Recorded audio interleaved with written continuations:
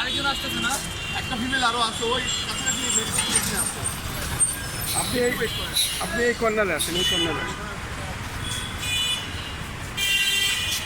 বলেন আপনার নাম পরিচয় দিয়ে বিষয়টি বলেন, আজকের বিষয়টি। আচ্ছা, এটা আসতেছে। হ্যাঁ বলেন, জোরে জোরে বলেন। কি বলবো? আপনার নাম পরিচয় দিয়ে ঘটনাটা কেন আপনি দাঁড়ালেন, বিষয়টি উনি বলেন। বলছে মধ্যে যেতে, আপনি করবেন না আপনি বলেন, সমস্যা নেই, বলেন। আমি নিয়ে নিই, তারপর আবার বলেন। ঠিক আছে। আচ্ছা, আমরা আজকে প্রেস ক্লাবের সামনে দাঁড়িয়েছি। আমরা আর্টিফিশিয়াল ইন্টেলিজেন্স বা এআই, আচ্ছা আর্টিফিশিয়াল ইন্টেলিজেন্স বা এআই প্রযুক্তির ব্যবহার, আপনার প্রচুর ব্যবহার বাড়তেছে, অনেক মানুষ ইউজ করতেছে এবং সারা বিশ্বের মতো আমাদের বাংলাদেশেও আপনার অনেক বেশি বাড়তেছে এটা। জি।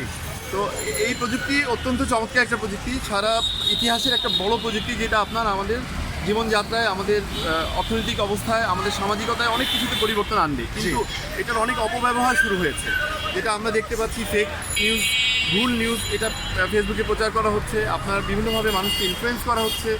আপনার পড়াশোনার ক্ষেত্রে সবাই এআই টুলসগুলোর উপর নির্ভর করে বিভিন্ন ধরনের অ্যাসাইনমেন্ট করতেছে।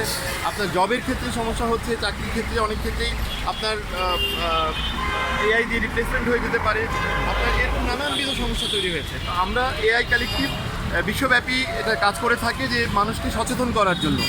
আপনার এথিক্যাল এআই বা নৈতিক এআই ব্যবহারের ক্ষেত্রে যে নৈতিকতা এবং আপনার নিয়মানুবর্তিতা, এগুলো মানার ক্ষেত্রে এআই কালেকটিভ কাজ করে থাকে। তো বাংলাদেশে আমরা যেটা করছি, আমরা তাদের শাখা, এবং সেই হিসেবে আমরা আজকে এখানে দাঁড়িয়েছি মানুষকে সচেতন হওয়ার জন্য মেসেজ দিতে, যে এআই বুঝে ব্যবহার করুন। এআই আপনার এআইয়ের যে অপব্যবহার রোধ করা থেকে থাকুন।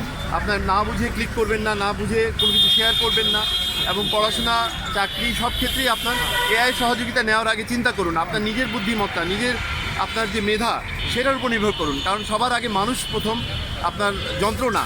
যন্ত্র যেন আমাদেরকে ছাড়িয়ে না যায়। যন্ত্র আমাদেরকে সহায়তা করবে, অবশ্যই হেল্প করবে। আমরা যন্ত্রের সাহায্য নিয়ে আরও এগিয়ে যাব, সভ্যতা আরও বাড়বে। কিন্তু সে অর্থ এই নয় যে আমরা সেই যন্ত্র আমাদেরকে নিয়ন্ত্রণ করবে, বা যন্ত্রের উপরে আমরা এমন নির্ভরশীল হয়ে যাব যে আমরা মানুষ থেকে পিছিয়ে, মানুষের আমার মেধা, চিন্তা শক্তি থেকে পিছিয়ে চলে যাব। এটা যেন না হয়। তো আজকে এই জন্যই আমরা দাঁড়িয়েছি। আমি এবং আমাদের আইটি ইন্ডাস্ট্রির অনেকেই আছেন, এখানে এসছেন। বিভিন্ন সফটওয়্যার কোম্পানিতে এআই নিয়ে, ডেটা সায়েন্স নিয়ে যারা কাজ করছেন। আমাদের ডেটা সায়েন্সের একজন শিক্ষক আছেন, একজন প্রকৌশলী আছেন, এরকম বিভিন্ন তারা এসছেন আমাদের এখানে। আজকে সবাই মিলে আমরা একটা জানাতে চাচ্ছি যে আমাদের এআই ব্যবহারের জন্য সবাই সচেতন হয়। আর পাশাপাশি আরেকটা বিষয় হচ্ছে, সরকারকে আমরা অনুরোধ করব যে তারা যেন আপনার এআই নীতিমালা প্রণয়ন করেন। এআইয়ের নীতিমালা খসড়া হয়েছে, আমরা খুবই আনন্দিত জেনে, এবং এটার যাতে দ্রুত বাস্তবায়ন হয় এবং এটা ইমপ্লিমেন্টেশনের জন্য, প্রয়োগের জন্য যে ধরনের গভর্নেন্স বা যে ধরনের ফ্রেমওয়ার্ক দরকার, সেগুলো যেন আপনার সরকার উদ্যোগ নেন করার জন্য। ধন্যবাদ। অনেক ধন্যবাদ। শুধু দর্শক, আমরা জানতে পারলাম আসলে ভুয়া নিউজ, এই যে মিথ্যা প্রোপাকাণ্ড ছড়ানো, একটি ঘটনা না বুঝে না জেনেই নিউজটা করে ফেলে, এবং এই নিউজের ভিত্তিতে এখন তো ইন্টারনেটের যুগ, সারা বিশ্ব এটা দেখে। যার জন্য প্রকৃত যারা নিউজ করে, যারা আমরা প্রকৃত সাংবাদিক, যারা আমরা তথ্য ভিত্তিক কাজ করি, তাদের জন্য হয়ে যায় সমস্যা। আসলে এই সমস্যার সমাধান হওয়ানোর দরকার, যেহেতু ফেক নিউজ, ভুয়া নিউজ এবং মিথ্যা নিউজ, প্রোপাকাণ্ড ছড়ানো, এগুলোর একটা আসলে নীতিমালা হওয়া দরকার, একটা আইন হওয়া দরকার। আমিও সেই বিষয়টি আসলে বিশেষভাবে রাষ্ট্রের প্রতি জানান দিতে চাই। আসলে এই ধরনের ফেক নিউজ যারা করে, তাদেরকে আইনের আওতায় আনা হোক।